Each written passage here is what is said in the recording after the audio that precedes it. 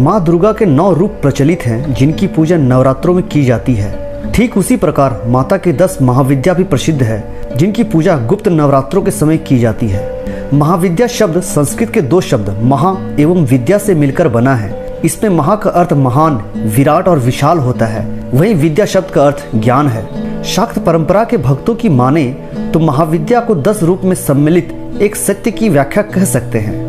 इन 10 महाविद्याओं के रूप में साधना मुख्य रूप से तांत्रिक विद्या एवं शक्तियां प्राप्त करने के लिए की जाती है, इसलिए इन्हें तांत्रिक महाविद्या या शक्तियां भी कहा जाता है। तंत्र क्रिया या सिद्धि प्राप्ति के लिए इन 10 महाविद्याओं का विशेष महत्व है। इन 10 महाविद्याओं की साधना और उपासना से मनुष्य को विशेष फल की प्राप्ति होती है। इन 10 महाविद्याओं को दशावतार माना गया है। 10 महाविद्याएं माँ दुर्गा के ही रूप हैं जिसे सिद्धि देने वाली माना जाता है। माँ दुर्गा के इन 10 महाविद्याओं की साधना करने वाले व्यक्ति को सभी भौतिक सुखों को प्राप्त करने का सामर्थ्य प्राप्त होता है। प्रकृति के कण कण में ये 10 महाविद्या समाहित है। सारे ब्रह्मांड का मूल भी इन्हीं महाविद्याओं में विराजमान है। भागवत पुराण की कथा के अनुसार महाविद्याओं की उत्पत्ति का रहस्य इस प्रकार है। भगवान शिव और सती का विवाह हुआ था। तब सती के पिता राजा दक्ष प्रजापति इस विवाह से प्रसन्न नहीं थे और भगवान शिव का तिरस्कार करने का कोई भी मौका नहीं छोड़ते थे। शिव का अनादर करने के उद्देश्य से राजा दक्ष ने एक विशाल यज्ञ का आयोजन करवाया, जिसमें उन्होंने शिव जी के अतिरिक्त अन्य सभी देवी देवताओं को निमंत्रित किया। राजा दक्ष ने अपनी अन्य पुत्रियों और चंद्रदेव को भी इस यज्ञ में आमंत्रित किया था। माता सती को इस यज्ञ के बारे में पता चला तो सती भगवान शिव से यज्ञ में जाने की हट करने लगी, किंतु शिव ने उनकी बात को अनसुना कर दिया। इस पर सती ने क्रोधवश एक भयंकर स्वरूप धारण किया। सती का ऐसा रूप देखकर भगवान शंकर भागने लगे। जिस जिस दिशा में शिव जाते थे उन्हें रोकने के लिए माता का एक अतिरिक्त विग्रह प्रकट हो जाता था। इस प्रकार भगवान शंकर को रोकने के लिए माता सती ने 10 रूप लिए जो 10 महाविद्या कहलाई। काली 10 महाविद्याओं में काली प्रथम रूप है। माता का यह रूप साक्षात और जागृत है। काली के रूप में माता का किसी भी प्रकार से अपमान करना अर्थात खुद के जीवन को संकट में डालने के समान है। महादैत्यों का वध करने के लिए माता ने यह रूप धरा था। सिद्धि प्राप्त करने के लिए माता की वीर भाव से पूजा की जाती है। माता काली तत्काल प्रसन्न होने वाली और तत्काल ही रूठने वाली देवी है। अतः इनकी साधना या इनका भक्त बनने के पूर्व एकनिष्ठ और कर्मों से पवित्र होना आवश्यक है। काले पर्वत के समान शव पर आरूढ़ मुंडमाला धारण किए हुए माता का यह रूप बड़ा विकराल है। माता काली एक प्रबल शत्रुहंता, महिषासुर मर्दनी और रक्त बीज का वध करने वाली शिवप्रिया चामुंडा का साक्षात रूप है, जिसने देवदानव युद्ध में देवताओं को विजय दिलवाई थी। इनका क्रोध तभी शांत हुआ था जब शिव इनके चरणों में लेट गए थे। कालिका के प्रमुख 3 स्थान हैं। कोलकाता में कालीघाट पर माता काली का एक विश्व प्रसिद्ध शक्तिपीठ भी है। मध्य प्रदेश के उज्जैन में भैरवगढ़ में गढ़ कालिका मंदिर है, ये भी एक शक्तिपीठ है। और गुजरात में पावागढ़ की पहाड़ी पर स्थित महाकाली का जागृत मंदिर चमत्कारिक रूप से मनोकामना पूर्ण करने वाली है। तारा तांत्रिकों की प्रमुख देवी तारा माता तारने वाली है, इसलिए इन्हें तारा कहा जाता है। सबसे पहले महर्षि वशिष्ठ ने तारा की आराधना की थी। शत्रुओं का नाश करने वाली, सौंदर्य और रूप ऐश्वर्य की देवी तारा आर्थिक उन्नति और भोगदान और मोक्ष प्रदान करने वाली है। भगवती तारा के 3 स्वरूप है, तारा, एक जटा और नील सरस्वती। तारापीठ में देवी सती के नेत्र गिरे थे, इसलिए यह स्थान तारापीठ के नाम से विख्यात है। प्राचीन काल में महर्षि वशिष्ठ ने इस स्थान पर देवी तारा की उपासना करके सिद्धियां प्राप्त की थी। इस मंदिर में वामाखेपा नामक एक भक्त साधक देवी तारा की साधना करके उनसे सिद्धियां प्राप्त की थी। तारा देवी का एक दूसरा मंदिर हिमाचल प्रदेश की राजधानी शिमला से लगभग 13 किलोमीटर की दूरी पर स्थित सोगी में है। देवी तारा को समर्पित यह मंदिर तारा पर्वत पर बना हुआ है। तिब्बती बौद्ध धर्म के लिए भी हिंदू धर्म की देवी तारा का काफी महत्व है। चैत्र मास की 9वीं तिथि और शुक्ल पक्ष के दिन तारा रूपी देवी की साधना करना तंत्र साधकों के लिए सर्व सिद्धि कारक माना गया है। जो भी साधक या भक्त माता के मन से प्रार्थना करता है, उसकी कैसी भी मनोकामना हो वह तत्काल ही पूर्ण हो जाती है। त्रिपुर सुंदरी षोडशी माहेश्वरी शक्ति की विग्रह वाली शक्ति है। इनकी 4 भुजा और 3 नेत्र हैं। इन्हें ललिता, राजराजेश्वरी और त्रिपुर सुंदरी भी कहा जाता है। इनमें षोडश कलाएं पूर्ण हैं, इसलिए षोडशी भी कहा जाता है। भारतीय राज्य त्रिपुरा में स्थित त्रिपुर सुंदरी का शक्तिपीठ है। माना जाता है कि यहाँ माता के धारण किए हुए वस्त्र गिरे थे। त्रिपुर सुंदरी शक्तिपीठ भारतवर्ष के अज्ञात 108 एवं ज्ञात 51 पीठों में से एक है। दक्षिणी त्रिपुरा उदयपुर शहर से 3 किलोमीटर दूर राधा किशोर ग्राम में राज राजेश्वरी त्रिपुर सुंदरी का भव्य मंदिर स्थित है, जो उदयपुर शहर के दक्षिण पश्चिम में पड़ता है। यहाँ सती के दक्षिण पाद का निपात हुआ था। यहाँ की शक्ति त्रिपुर सुंदरी तथा शिव त्रिपुरेश है।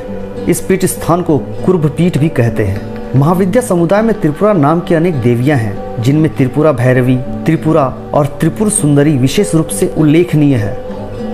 भुवनेश्वरी, भुवनेश्वरी को आदि शक्ति और मूल प्रकृति भी कहा गया है। भुवनेश्वरी ही शताक्षी और शाकंभरी नाम से प्रसिद्ध हुई। पुत्र प्राप्ति के लिए लोग इनकी आराधना करते हैं। आदि शक्ति माता भुवनेश्वरी का स्वरूप सौम्य एवं अंग कांति अरुण है। भक्तों को अभय एवं सिद्धियां प्रदान करना इनका स्वाभाविक गुण है। माता महाविद्या की आराधना से सूर्य के समान तेज और ऊर्जा प्रकट होने लगती है। माता का आशीर्वाद मिलने से धन प्राप्ति होता है और संसार के सभी शक्ति स्वरूप महाबली उनका चरण स्पर्श करते हैं। छिन्नमस्ता, इस परिवर्तनशील जगत का अधिपति कम्बंध है और उसकी शक्ति छिन्नमस्ता है।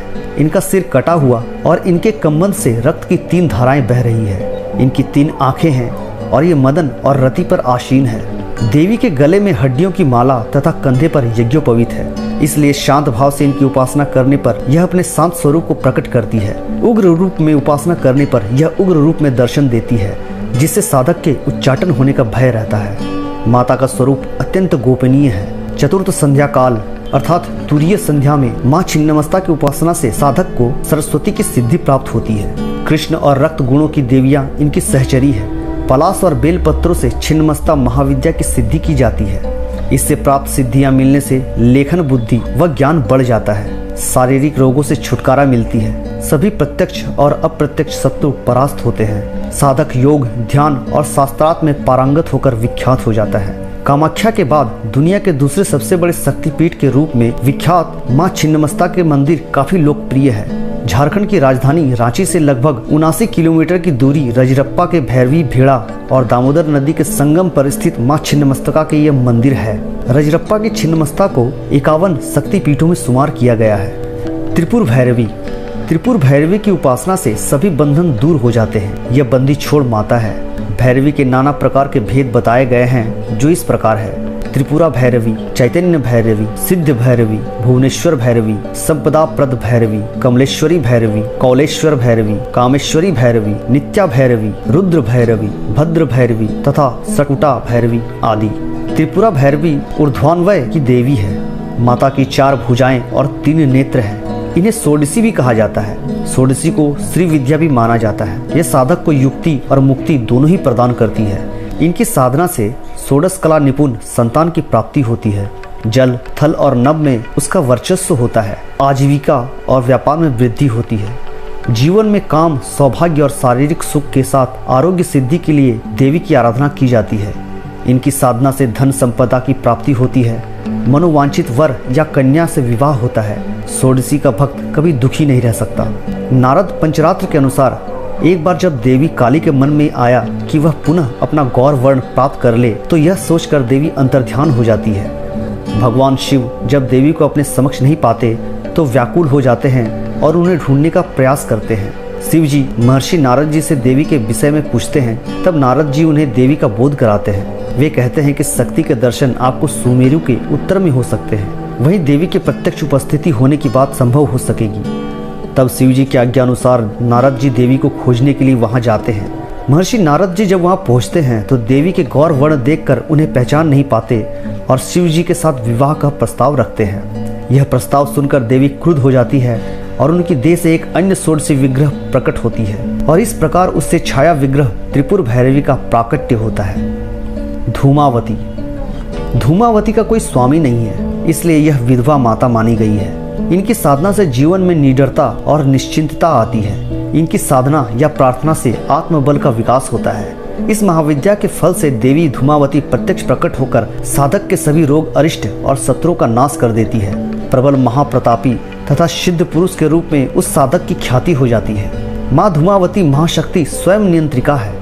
ऋग्वेद के रात्रि सूक्त में इन्हें सूत्रा कहा गया है, अर्थात ये सुखपूर्वक तारने योग्य है। इन्हें अभाव और संकट को दूर करने वाली माँ कहा गया है। इस महाविद्या की सिद्धि के लिए तिल मिश्रित घी से होम किया जाता है। धूमावती महाविद्या के लिए यह भी जरूरी है कि व्यक्ति सात्विक और नियम, संयम और सत्यनिष्ठ हो तथा लोभ लालच से दूर रहे एवं शराब और मांस को छुए तक नहीं। बगलामुखी।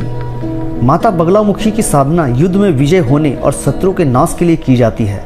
बगलामुखी के देश में मात्र 3 ही स्थान हैं। कृष्ण और अर्जुन ने महाभारत के युद्ध के पूर्व माता बगलामुखी की पूजा अर्चना की थी। इनकी साधना शत्रु भय से मुक्ति और वाक सिद्धि के लिए की जाती है, जिनकी साधना सप्तऋषियों ने वैदिक काल में समय समय पर की है। इनकी साधना से जहां घोर शत्रु अपने ही विनाश बुद्धि से पराजित हो जाते हैं, वही साधक का जीवन निष्कंटक तथा लोकप्रिय बन जाता है। मातंगी। मतंग शिवजी का नाम है। शिव की यह शक्ति मातंगी असुरों को मोहित करने वाली और साधकों को अभिष्ट फल देने वाली है। गृहस्थ जीवन को श्रेष्ठ बनाने के लिए लोग इनकी पूजा करते हैं। अक्षय तृतीया अर्थात वैशाख शुक्ल की तृतीया को इनकी जयंती आती है। यह श्याम वर्ण और चंद्रमा को मस्तक पर धारण करती है। यह पूर्णतया वाग्देवी की ही पूर्ति है। 4 भुजाएं, 4 वेद है। माँ मातंगी वैदिकों की सरस्वती है। पलाश और मल्लिका पुष्प से युक्त बेलपत्रों की पूजा करने से व्यक्ति के अंदर आकर्षक और स्तंभन शक्ति का विकास होता है। ऐसा व्यक्ति जो मातंगी महाविद्या की सिद्धि प्राप्त करता है, वह अपने क्रीड़ा कौशल से या कला संगीत से दुनिया को अपने वश में कर लेता है। वशीकरण में यह महाविद्या कारगर होती है। कमला। दरिद्रता, संकट, गृह कलह और अशांति को दूर करती है कमला देवी। इनकी सेवा और भक्ति से व्यक्ति सुख और समृद्ध पूर्ण रहकर शांतिमय जीवन बिताता है। श्वेत वर्ण की 4 हाथी सूंड से सुवर्ण कलश लेकर सुवर्ण के समान कांति लिए हुए माँ को स्नान करा रहे हैं। कमल पर आसीन कमल पुष्प धारण किए हुए माँ सुशोभित होती है। समृद्धि, धन, नारी, पुत्रादि के लिए इनकी साधना की जाती है। इस महाविद्या की साधना नदी, तालाब या समुद्र में गिरने वाले जल में कंठ तक डूबकर की जाती है। इनकी पूजा करने से व्यक्ति साक्षात कुबेर के समान धनी और विद्यावान होता है। व्यक्ति का यश और प्रभुत्व संसार भर में प्रचलित हो जाता है।